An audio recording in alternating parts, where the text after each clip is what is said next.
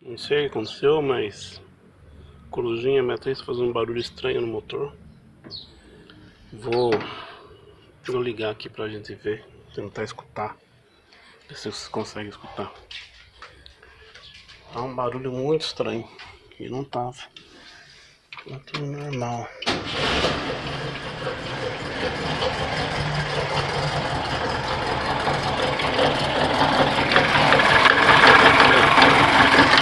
Parece que tem alguma coisa solta aqui dentro.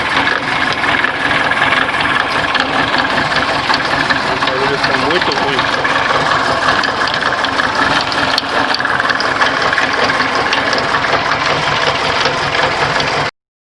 Vou fazer um teste ou se o barulho é alternador ou é motor.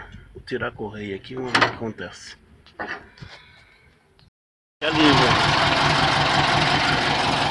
Vamos pode ver o barulho agora tá normal.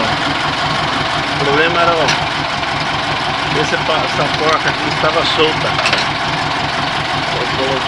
Quando eu coloquei a correia eu não apertei o suficiente, eu acho que soltou.